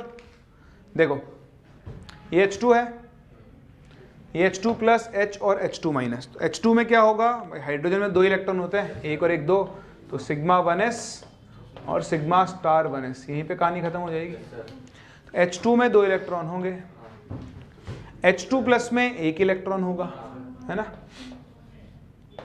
H2 प्लस में सिग्मा 1s में 1 इलेक्ट्रॉन होगा। H2 माइनस में 1 इलेक्ट्रॉन ऊपर बढ़ जाएगा, तो 2 और 1, और एक बचा आपके पास H। तो देखो ये तो एटॉमिक ऑर्बिटल है, एक एटम है, बाकी सब में मॉलिक्यूलर ऑर्बिटल है। बताओ H2 में जो इलेक्ट्रॉन निकलेगा वो कहां से निकलेगा, BMO से, और H2 प्लस में भी कहां से निकलेगा, BMO से, और H2 माइनस में कहां से निकलेगा, ABMO से। बताओ सबसे आसानी से कहां से निकलेगा, H2 माइनस की एनर्जी क्या होगी, आयन एनर्जी सबसे कम। उसके बाद किसका नंबर आता है, AO। अब बचे BMO। आप बताओ इन दोनों में किसकी ज्यादा होगी, क्यों, तो उससे क्या हो गया, H2 के न्यूक्लियस में कितने प्रोटॉन है, 1, और H2 प्लस के न्यूक्लियस में भी कितना प्रोटॉन है, 1। एक प्रोटॉन यहाँ 2 इलेक्ट्रॉन को खींच रहा है, एक प्रोटॉन यहाँ 1 इलेक्ट्रॉन को खींच रहा है। बताओ अट्रैक्शन फोर्स कहाँ ज्यादा होगा, इसका अगला नंबर किसका होगा, H2, और सबसे ज्यादा किसके लिए चाहिए होगी, H2 प्लस। बोलो समझ में आ रहा है, कोई डाउट है किसी को? अरे H2 और H2 प्लस है ना यार, H2 प्लस पे पॉजिटिव चार्ज ज्यादा है तो इलेक्ट्रॉन लूज करना नहीं चाहेगा। हाँ Li2 बनाया था बनने, Li2 में क्या होता है, 1s और 2s और 2s, 6 इलेक्ट्रॉन 1 2 3 4 5 से, तो सिग्मा स्टार 2s खाली है। Li2 में इलेक्ट्रॉन कहाँ से निकलेगा, BMO से। Li2 प्लस में भी कहाँ से निकलेगा, BMO से। दिख रहा है अब तो Li2 प्लस ज़्यादा होगा, पॉजिटिव चार्ज ज़्यादा उस पर। Li2 माइनस में कहाँ से जाएगा, ABMO से, क्योंकि 1 इलेक्ट्रॉन बढ़ के यहाँ हो जाएगा, और ये AO। बताओ सबसे कम Li2 माइनस, फिर Li, फिर Li2, और सबसे ज़्यादा कर सकते हैं। तो इस तरह से हम कभी कभी आयनाइजेशन एनर्जी भी, कभी नहीं पूछी गई है, पूछी जा सकती है आपसे, ध्यान रखना। चले आगे, चलिए इसके बाद हम सीखते हैं इंटरमॉलिक्यूलर फोर्सेस, जिनका आप नाम सुना होगा आपने, वैन डर वाल्स फोर्सेस। ठीक है, इंटरमॉलिक्यूलर फोर्सेस नाम से पता लग रहा है ये मॉलिक्यूल्स या 2 स्पीसीज के बीच के अंदर लगने वाले फोर्सेस होते हैं। ठीक है, ये वीक फोर्सेस होते हैं, इनकी जो स्ट्रेंथ होती है वो कोवेलेंट बॉन्ड से बहुत कम होती है। ठीक है ना, तो कई तरह के फोर्सेस होते हैं, नाम से आप देखते हुए चलें। सबसे पहला आपके पास होता है आयन डाइपोल। क्या होता है, आयन डाइपोल इंटरैक्शन। तो देखिए नाम से आप सीख जाओगे, इसमें क्या होगा, एक आयन होगा और एक डाइपोल होगा। यानी ये फोर्स काम करता है, this works between an ion and a polar molecule. एक आयन और एक पोलर मॉलिक्यूल के बीच में काम करता है। फॉर एग्जाम्पल, अगर आप Na+ आयन को पानी में डाल दो तो उनके बीच में कौन सा फोर्स काम करेगा, आयन डाइपोल। तो यहाँ पर क्या होता है, एक तो आयन होता है लेट्स से पॉजिटिव चार्ज, और एक आपके पास मॉलिक्यूल होता है इसमें पार्शियल नेगेटिव और पार्शियल पॉजिटिव चार्ज होता है। देखो डाइपोल है, तो डाइपोल में 2 चार्जेस होंगे, इसका नेगेटिव एंड इसके पॉजिटिव एंड को क्या करेगा, अपनी तरफ अट्रैक्ट करेगा। ऐसे फोर्स को हम क्या बोलते हैं, आयन डाइपोल। पूरा समझ में आ रहा है। इसके बाद अपने पास जो दूसरा फोर्स आता है, ठीक, उसको हम बोलते हैं आयन इंड्यूस्ड डाइपोल इंटरैक्शन। क्या बोलते हैं, आयन इंड्यूस्ड डाइपोल इंटरैक्शन। ठीक है, या फिर हम इसको डिबाई फोर्स के नाम से भी जानते हैं। क्या बोलते हैं, डिबाई फोर्स। इसमें क्या होता है, नाम से तो लग रहा है आयन इंड्यूस्ड, मतलब एक आयन किसी दूसरे मॉलिक्यूल में डाइपोल को इंड्यूस करेगा, इसका तो उसमें पहले डाइपोल नहीं रहा होगा। तो ये किसके बीच में काम करता है, between an ion and a non polar molecule. जैसे Na+ को आप डाल दो CCl4 में, तो वहां ये फोर्स काम करेगा। तो इसमें क्या होगा, एक आयन होगा लेट्स से पॉजिटिव चार्ज, और एक आपके पास क्या होगा, ये नॉन पोलर मॉलिक्यूल होगा। अब ये आयन क्या करेगा, यहां खड़ा होकर इस मॉलिक्यूल के इलेक्ट्रॉन्स को बुलाएगा, इधर आओ। क्यों? क्योंकि इसके ऊपर कौन सा चार्ज है, पॉजिटिव चार्ज। तो ये इसके इलेक्ट्रॉन्स को खींचना शुरू करेगा अपनी तरफ। तो थोड़ी देर में क्या होगा, इस कैटायन की वजह से इसके इलेक्ट्रॉन्स का पोलराइजेशन होगा, वो इसको अपनी तरफ खींचना शुरू करेगा। तो उसकी वजह से इसके इलेक्ट्रॉन्स क्या होंगे, इधर शिफ्ट होंगे। तो अगली पिक्चर क्या होगी, ये तो पॉजिटिव ही है, लेकिन अब मॉलिक्यूल के इलेक्ट्रॉन्स कहाँ आ गए हैं, इस तरफ आ गए हैं, और यहाँ क्या रह जाएगा, पार्शियल पॉजिटिव चार्ज। तो यहाँ पार्शियल नेगेटिव चार्ज जनरेट होगा, यहाँ पार्शियल पॉजिटिव। इस डाइपोल को हम कौन सा डाइपोल बोल देंगे, इंड्यूस्ड डाइपोल। इसलिए इसका नाम क्या रख दिया, आयन इंड्यूस्ड डाइपोल। समझ रहे हैं? ये दोनों फोर्सेस वैन डर वाल फोर्सेस नहीं है। These two forces are not van der Waals forces. इनको हम वैन डर वाल फोर्सेस के अंदर काउंट नहीं करते हैं। समझे मेरी बात को? अब बाकी जो आएंगे वो सब वैन डर वाल फोर्सेस में काउंट होते हैं। तीसरा आता है डाइपोल डाइपोल इंटरैक्शन। क्या आता है, डाइपोल डाइपोल इंटरैक्शन। तो देखो डाइपोल डाइपोल इंटरैक्शन के अंदर क्या होता है, नाम से पता लग रहा है यहाँ क्या होंगे, दो पोलर मॉलिक्यूल होंगे। So this works between two polar molecule. इनको ना देखते जाओ भूलते जाओ, बस मैं अगर लिख दूं तो आपको पता ना चाहिए कि इनके बीच में ये फोर्स काम करेगा, है ना, वो भी देख लेंगे अपन। तो यहाँ पर दो डाइपोल होंगे, और डाइपोल में तो परमानेंट चार्जेस होते हैं, इसका नेगेटिव एंड, इसका पॉजिटिव एंड, इसका पॉजिटिव एंड, इसका नेगेटिव एंड एक दूसरे को क्या करेंगे, अट्रैक्ट करेंगे। तो इनके बीच में कौन सा फोर्स काम करेगा, डाइपोल डाइपोल। इसे हम कीसम फोर्स भी बोलते हैं।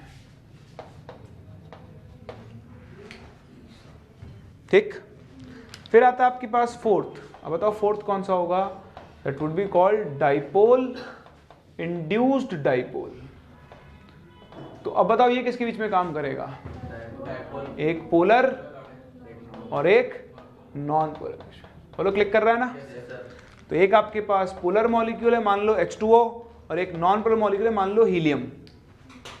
उन दोनों के बीच में, या कोई भी CCl4 हो गया, कोई भी हो गया, तो इसमें क्या होगा, इसमें एक डाइपोल होगा, पार्शियल पॉजिटिव पार्शियल नेगेटिव। इसका नेगेटिव एंड क्या करेगा, will repel it's electrons and cause asymmetric distribution. तो इधर पार्शियल पॉजिटिव चार्ज आएगा, इसके इलेक्ट्रॉन इधर शिफ्ट हो जाएंगे, इस पे पार्शियल नेगेटिव आ जाएगा। तो इसकी वजह से इसके ऊपर क्या हो गया, एक डाइपोल इंड्यूस हो गया है। तो इसे हम कौन सा बोलते हैं, डाइपोल इंड्यूस्ड डाइपोल। फिर एक आखिरी टाइप आता है,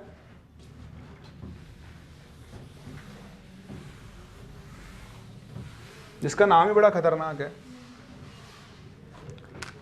फिफ्थ। इसको हम बोलते हैं इंस्टेंटेनियस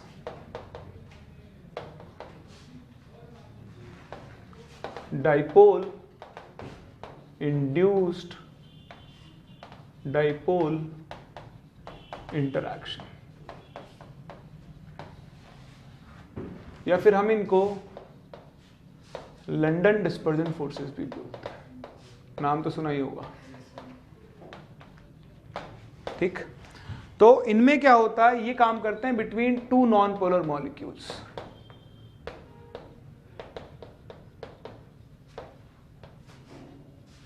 इसमें क्या होगा, एक नॉन पोलर मॉलिक्यूल है, ये दूसरा नॉन पोलर मॉलिक्यूल है।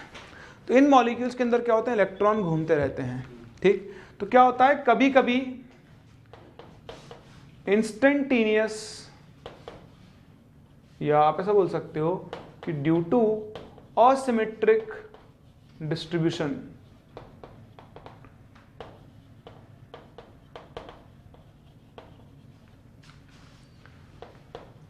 charges may get generated in a non-polar molecule।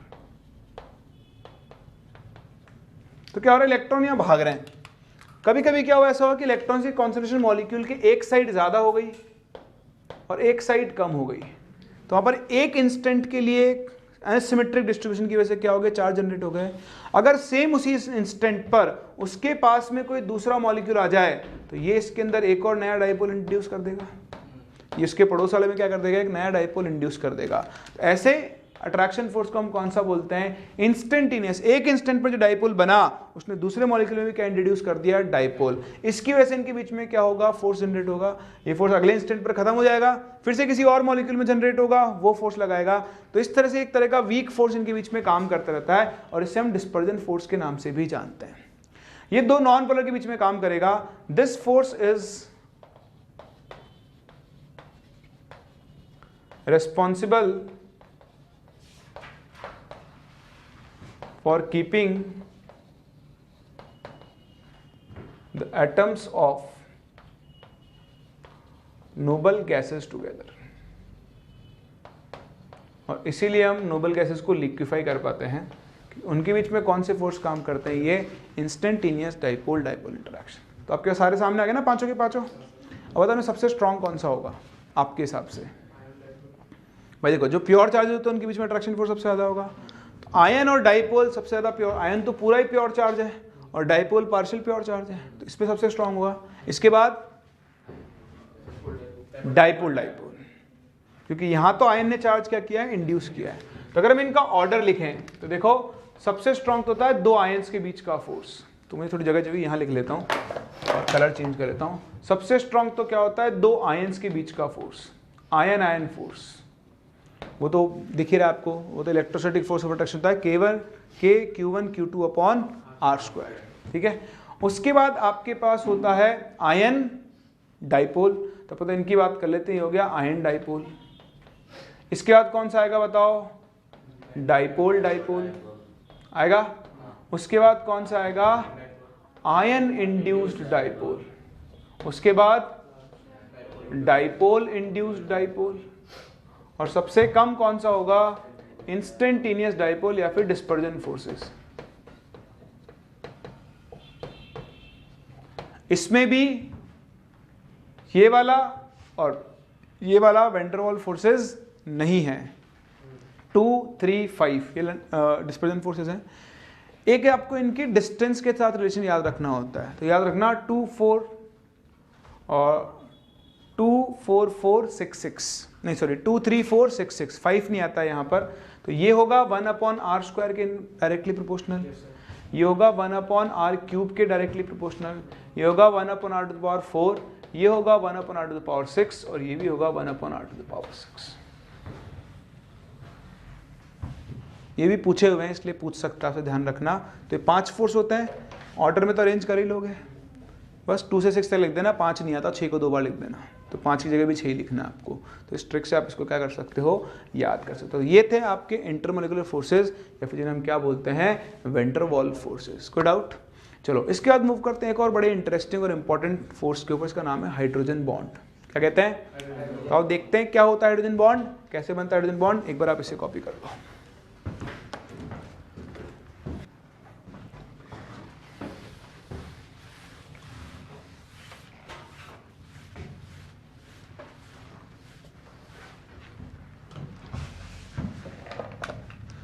चलिए नेक्स्ट देखें hydrogen bond.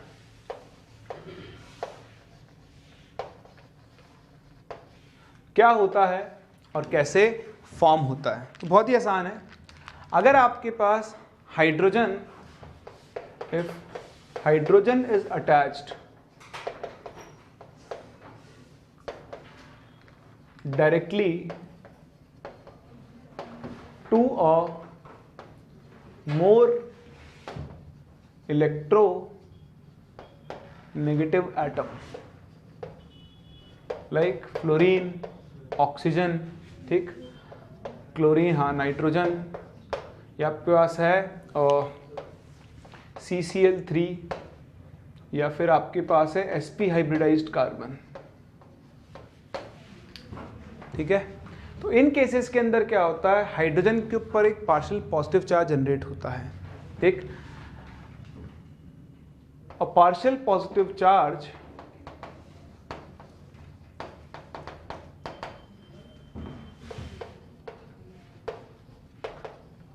is generated on hydrogen atom. ठीक, and when an atom containing lone pair comes near to it,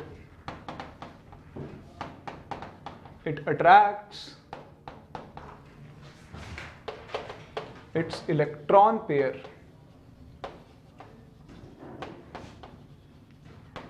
forming hydrogen bond या forming a bond, जिसको हम क्या बोलते हैं, hydrogen bond बोलते हैं। हाइड्रोजन बॉन्ड रिलेटिवली वीक होता है, इसकी बॉन्ड एनर्जी 8 से 42 किलो जूल पर मोल के आसपास होती है, जो कि कोवेलेंट बॉन्ड से बहुत कम है। ठीक है, लेकिन आप देखोगे भी आगे चल के कुछ केसेस में इतनी स्ट्रांग हो जाती है हाइड्रोजन बॉन्डिंग कि वो कोवेलेंट बॉन्ड के बराबर भी हो जाती है, उससे डोमिनेट भी कर जाती है। हम देखेंगे वो केस भी। बट हाल फिलहाल हाइड्रोजन बॉन्डिंग में क्या होगा, आपके पास हाइड्रोजन एक मोर इलेक्ट्रोनेगेटिव एटम से अटैच्ड होगा। तो ये मोर इलेक्ट्रोनेगेटिव एटम क्या करेगा, इससे इलेक्ट्रॉन खींचेगा अपनी तरफ, तो इसके ऊपर क्या चार्ज आएगा, पार्शियल नेगेटिव, और ये हाइड्रोजन पे क्या जनरेट करेगा, पार्शियल पॉजिटिव। तो इनमें से कोई एक एलिमेंट होना चाहिए, CCl3, CF3 भी आएगा यहाँ पर। ठीक है, ये अगर इनसे अटैच्ड हाइड्रोजन डायरेक्टली, तभी क्या बन सकता है, उसके ऊपर इतनी पोलैरिटी आएगी। अब अगर इसके पास कोई एक दूसरा एटम आ जाए जिसके पास क्या प्रेजेंट हो, लोन पेयर, तो इसके लोन पेयर को अट्रैक्ट करके ये क्या कर सकता है, एक बॉन्ड बनाएगा, उसे हम लोग क्या बोलते हैं, हाइड्रोजन बॉन्ड बोलते हैं। क्या बोलते हैं, तो लोन पेयर नहीं है तो फिर हाइड्रोजन बॉन्ड फॉर्म नहीं होगा। तो रिक्वायरमेंट क्या है, हाइड्रोजन पे पॉजिटिव चार्ज होना चाहिए और दूसरे मॉलिक्यूल के अंदर एक ऐसा एटम होना चाहिए जो लोन पेयर प्रोवाइड करवा सकता है। इस एटम को हम बोलते हैं डोनर एटम। क्या बोलते हैं, डोनर एटम। और ये होता है आपका बॉन्डेड एटम। ठीक है, बॉन्डेड एटम बोल सकते हो सिंपल इसको आप, ये आपका जो मोर इलेक्ट्रोनेगेटिव एटम होगा। ठीक है, तो डोनर एटम के पास क्या होना चाहिए, लोन पेयर, तभी क्या होगा, हाइड्रोजन बॉन्ड होगा। तो सबसे पहले तो आपको हाइड्रोजन बॉन्ड को इस तरह से रिप्रेजेंट करना आना चाहिए। ठीक है, जैसे मैं आपसे बात करूं रिप्रेजेंटेशन की, अगर हम बात करें करेक्ट रिप्रेजेंटेशन क्या होता है, जैसे H2O में हाइड्रोजन बॉन्ड दिखाना है मुझे, तो H2O में क्या होगा, एक वाटर मॉलिक्यूल है, मान लो ये आपका वाटर मॉलिक्यूल है। ठीक है, और ये ऑक्सीजन है, मतलब ऑक्सीजन में ज्यादा अल्टरनेटिव कौन है, ऑक्सीजन। ऑक्सीजन पे पार्शियल नेगेटिव चार्ज, इस पे क्या आएगा, पार्शियल पॉजिटिव चार्ज। अब वाटर के ही दूसरे मॉलिक्यूल से हाइड्रोजन बॉन्डिंग दिखानी है, तो वाटर का दूसरा मॉलिक्यूल हो गया ये। अब इसका जो लोन पेयर है वो इस हाइड्रोजन को क्या करेगा, अट्रैक्ट करेगा। तो ये तो इनके बीच का नॉर्मल बॉन्ड है, बताओ ये कौन सा बॉन्ड बनेगा, ये हाइड्रोजन बॉन्ड बनेगा। सही है, तो more electronegative atom charge generate करेगा और दूसरा एटम डोनेट। यहाँ तो दोनों एटम्स क्या है, सेम है। देखो बॉन्डेड एटम भी सेम है और डोनर एटम भी क्या है, सेम है। जब बॉन्डेड और डोनर एटम अलग अलग हो तो आपको डिसाइड करना पड़ेगा कि चार्ज कौन जनरेट करेगा और हाइड्रोजन बॉन्ड कौन बनाएगा। जैसे मान लो मैं आपके सामने लिखता हूँ NH3 + H2O, मुझे इसमें हाइड्रोजन बॉन्डिंग दिखानी है, तो बताओ नाइट्रोजन के पास भी लोन पेयर है, ऑक्सीजन के पास भी लोन पेयर है, दोनों ही डोनर की तरह काम कर सकते हैं, कौन करेगा, खुद सोचो आप। ऑक्सीजन डोनर की तरह काम करेगा या नाइट्रोजन, क्यों,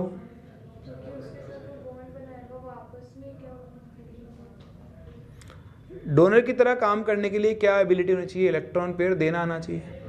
पता इलेक्ट्रॉन पेयर कौन आसानी से देगा, नाइट्रोजन या ऑक्सीजन, क्यों, क्योंकि उसके पास 2 इलेक्ट्रॉन पेयर है। नाइट्रोजन देगा, क्यों, तो एक ही है, तो आपके पास 1 रुपये है तो आप डोनर कर दोगे। मान लो आपके पास 100 रुपये हैं और मेरे पास 1000 रुपये हैं, अपने को 100 रुपये डोनेट करने हैं, कौन करेगा, मेरे को इस बात का जवाब दो। आपके पास 100 रुपये हैं, मेरे पास 1000 रुपये हैं, हम दोनों को 100 रुपये डोनेट करने हैं, कौन करेगा, मैं भी करूँगा। मेरे ऊपर डिपेंड, मैं तो कंजूस हूँ, मैं 1 रुपये ना दूँ 100 रुपये क्यों दूंगा। और आप दयावान हो, भयंकर वाले, बताओ आप 100 रुपये दे दोगे, ऑब्वियसली बहुत भयंकर दयावान हो तो आपने थोड़ी सोचते हो, फिर दे दोगे आप। हाँ, तो डिपेंड इस पर नहीं कर रहा कितने हैं, कितने ही हो, करोड़ों हो मेरे पास, मैं देना ही नहीं चाहता, क्यों दूंगा, नहीं देता, जा नहीं देता, है ना। तो बात यही है, ये नाइट्रोजन है, इसकी इलेक्ट्रॉनिटी कम है, ऑक्सीजन इसकी इलेक्ट्रॉनिटी ज्यादा है, कितने ही हो इसके पास पर ये देना नहीं चाहता है, तो डोनर की तरह काम कौन करेगा, जिसकी इलेक्ट्रॉनिटी क्या होगी, कम। तो अगर हम हाइड्रोजन बॉन्ड का रिप्रेजेंटेशन दिखाएं तो ये ऑक्सीजन, ये हाइड्रोजन, ये हाइड्रोजन, ये ऑक्सीजन तो क्या करेगा, इसके ऊपर पॉजिटिव चार्ज जनरेट करेगा, और जो नाइट्रोजन आपने देखा वो अपना लोन पेयर देकर क्या बनाएगा, हाइड्रोजन बॉन्ड बनाएगा। तो ये इसका करेक्ट रिप्रेजेंटेशन है हाइड्रोजन बॉन्ड का। बोलो समझ में आ रहा है? तो सबसे पहले तो आपको ये देखना आना चाहिए कि किस तरह से हाइड्रोजन बॉन्ड को हम डिनोट कर रहे हैं, किस किस के बीच बनेगा, किस किस के बीच में नहीं बनेगा। बोलो यहां तक कोई डाउट? चलिए अब इसके बाद ये सीखने के बाद हम ये सीखेंगे कि कब कब दो स्पीशीज के बीच में हाइड्रोजन बॉन्ड बन सकता है। तो एक तो मोल इलेक्ट्रोनेगेटिव एटम होना चाहिए और दूसरा क्या होना चाहिए, लोन पेयर होना चाहिए। तो ऐसा मैं छोटा सा क्वेश्चन लिख रहा हूँ, क्वेश्चन के थ्रू सीखते हैं कि identify in which of the following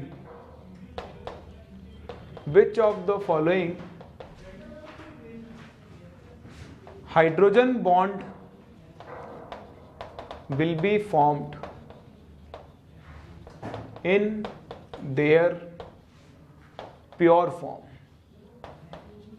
pure form मतलब खुद के ही मॉलिक्यूल्स के साथ, वाटर प्रेजेंट यहां पर नहीं होगा। तो मैं कुछ एग्जांपल लिख रहा हूं आपके सामने, आपको सिर्फ बताना है कि इनमें से किसके अंदर प्योर फॉर्म में हाइड्रोजन बॉन्ड फॉर्म होगा और किसके अंदर नहीं होगा। एक है आपके पास H2O, alcohol ROH, ether ROR, फिर आपके पास है एसीटोन CH3COCH3, फिर आपके पास है CH3COOH, फिर आपके पास है CH3CONH2, एक आपके पास है बेंजीन, और एक आपके पास है लेट्स से ये लेते हैं चलो HCl। ठीक है, आपको ये पता करना है कि इनमें से किसके अंदर प्योर फॉर्म में हाइड्रोजन बॉन्डिंग होगी और किसके अंदर हाइड्रोजन बॉन्डिंग नहीं होगी। ट्राई करो फटाफट से। हाँ भाई बताओ।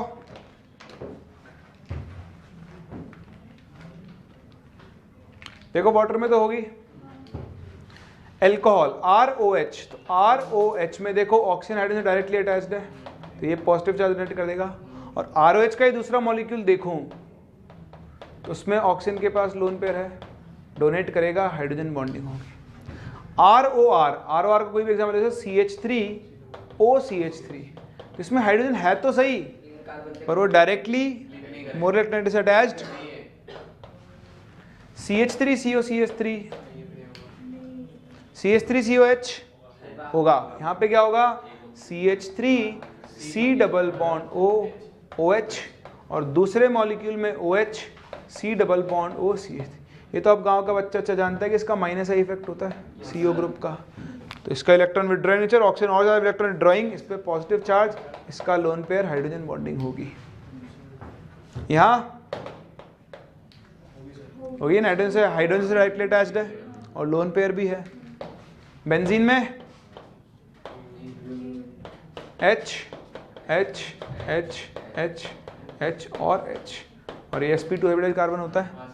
तो sp2 वाला कार्बन है, उसकी इलेक्ट्रिसिटी ज़्यादा होती नहीं है, sp वाला तो हम सोचते हैं, और दूसरा लोन पेयर भी नहीं है तो ये भी नहीं होगी। HCN होगी, देखो HCN में क्या होगा, HC triple bond N, sp hybridised carbon electron खींचेगा, पार्शियल पॉजिटिव। नाइट्रोजन के 5 में से 3 इलेक्ट्रॉन काम में आए, तो दूसरे HCN मॉलिक्यूल का जो नाइट्रोजन होगा वो अपना लोन पेयर डोनेट कर सकता है, हाइड्रोजन बॉन्डिंग होगी। समझ पा रहे हैं? तो कभी कभी आपसे ऐसा केस पूछ सकता है, कुछ नहीं रटना, कंडीशन पता है, देख लेना और सॉल्व कर लेना, कर सकते हैं। कोई डाउट? इसके बाद हम सीखते हैं स्ट्रेंथ ऑफ हाइड्रोजन बॉन्ड।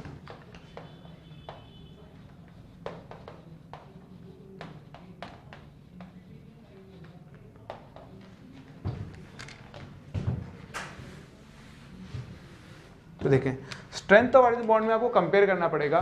जैसे हम केस बनाएंगे यहाँ पर, इफ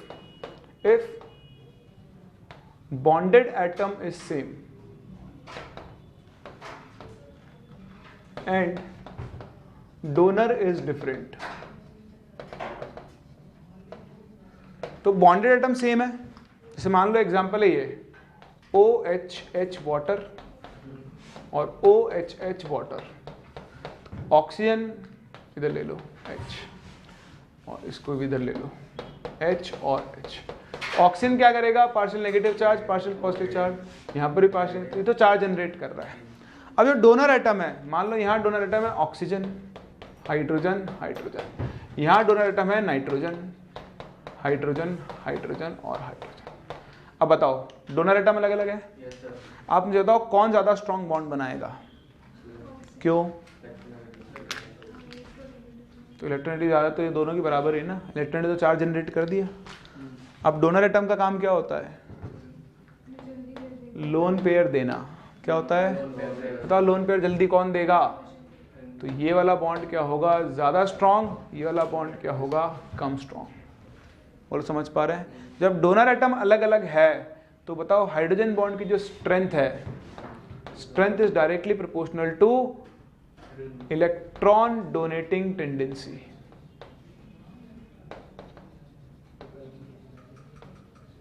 बोलो समझ में आ रहा है? Case number 2, if donor atom is same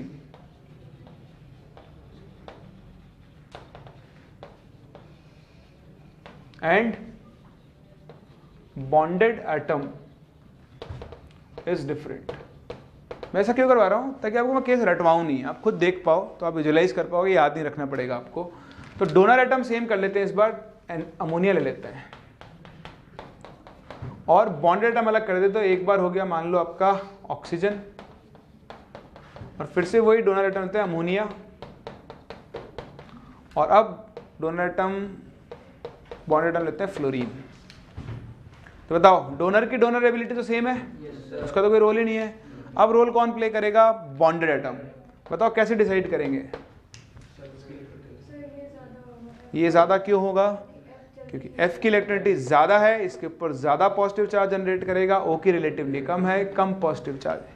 यानी इस केस में जो स्ट्रेंथ होगी that will be directly proportional to electronegativity of bonded atom. बोलो समझ में आ रहा है? फिर कभी कभी आपका ऐसा केस बनता है कि बॉन्डेड और डोनर दोनों ही अलग अलग हों, यानी if bonded and donor atom both are different, तो फिर आपको कुछ भी नहीं सोचना, उस केस में स्ट्रेंथ होती है डायरेक्टली प्रोपोर्शनल टू इलेक्ट्रोनेगेटिविटी। जब सब कुछ ही अलग है तो सिर्फ आप इलेक्ट्रोनेगेटिविटी देखोगे। For example water HOH HOH और HF,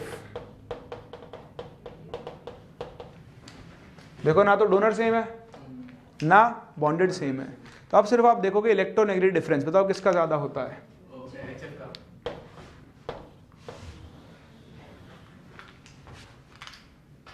बोलो समझ में आ रहा है?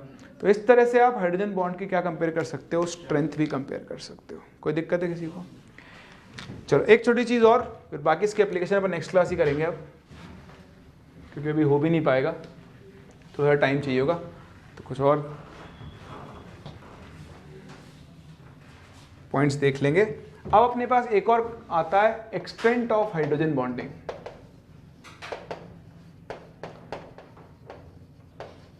एक्सटेंट ऑफ हाइड्रोजन बॉन्डिंग क्या होती है, नंबर ऑफ हाइड्रोजन बॉन्ड्स, कितने हाइड्रोजन बॉन्ड्स आप फॉर्म कर सकते हो, उसको हम बोलते हैं एक्सटेंट ऑफ हाइड्रोजन बॉन्डिंग। ठीक है, तो ये डिपेंड करेगा नंबर ऑफ हाइड्रोजन्स पे और लोन पेयर्स पे। किस किस पे डिपेंड करेगा, नंबर ऑफ हाइड्रोजन पे और लोन पेयर पे।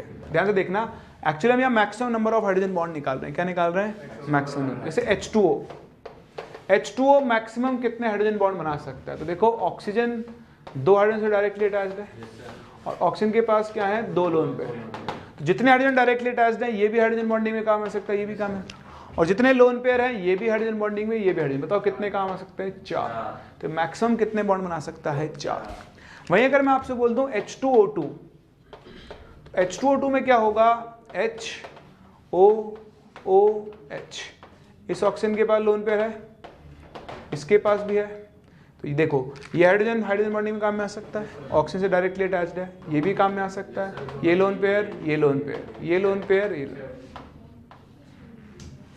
समझ में आ रहा है?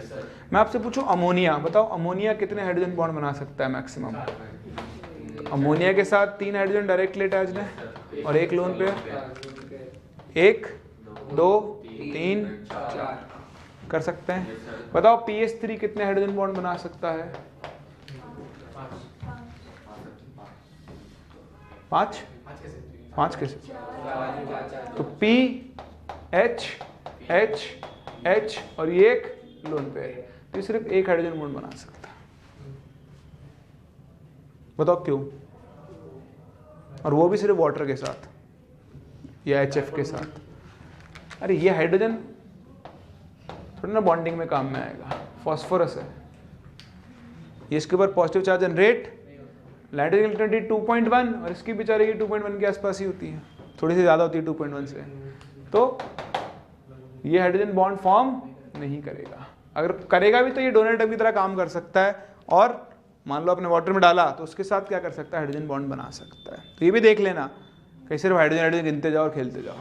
ठीक है, चलो कॉपी करो इसे। इस पर क्वेश्चन देता हूँ मैं आपको, देखते हैं आप कितने काउंट कर पाते हो। ठीक है, कैलकुलेट द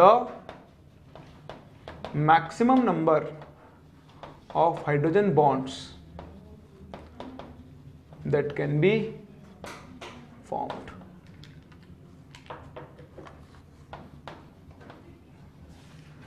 ठीक है, आपके पास स्पीसीज हैं, एक है R2NH, एक है आपके पास H3PO4, एक है आपके पास H2SO4 और एक हम ले लेते हैं N2H4। चलो इतने ही बहुत हैं, इनमें पहचान लो आप तो हो जाएगा काम। चलिए बताएं। तो देखो नाइट्रोजन हाइड्रोजन, R तो एल्काइल ग्रुप है, इसके पास एक लोन पेयर, एक ये और एक ये, कितना बना सकता है? 2। H3PO4 स्ट्रक्चर बनाओ, P double bond O OH OH OH, हर ऑक्सीजन के पास 2 लोन पेयर हैं। तो देखो ये हाइड्रोजन, ये तो ऑक्सीजन से कनेक्टेड है ना, ये हाइड्रोजन, ये हाइड्रोजन, ये 2 लोन पेयर, ये 2 लोन पेयर, ये 2 लोन पेयर, और देखो 1 2 3 4 5 6, मैक्सिमम पूछ रहा हूँ ना आप, तो गिन लो कितने हो गए, 1 2 3 4 5 6 7 8 9 10 11। तो ये अकेला 11 हाइड्रोजन बॉन्ड बना सकता है maximum. H2SO4, S double bond O double bond O, 2 electron pair यहाँ, 2 इलेक्ट्रॉन पेयर यहाँ, OH OH। सही है, बताओ 1 2 3 4 5 6 7 8 9 10। N2H4 होता है NH2 तो 2 हाइड्रोजन, एक लोन पेयर, एक लोन पेयर, 1 2 3 4 5 6, मैक्सिमम कितने बॉन्ड बना सकता है? 6 कर सकता है। इसको हम बोलते हैं एक्सटेंट ऑफ हाइड्रोजन बॉन्डिंग। क्या बोलते हैं? चलिए अब टाइप्स ऑफ हाइड्रोजन बॉन्डिंग बची है, वो हम लोग नेक्स्ट क्लास कवर करेंगे। आज यहीं तक कंप्लीट करते हैं, वैसे भी नहीं हो पाएगा, तो मिलते हैं नेक्स्ट क्लास। यहाँ से आगे बढ़ते हैं, आपका ऑलमोस्ट कंप्लीट है। अब आपको शीट सॉल्व करनी है, वो आपको मिल जाएगी कल, तो आप शीट सॉल्व कर लेना इसकी, ताकि फिर जो भी डाउट्स है वो हम डिस्कस कर पाएँ।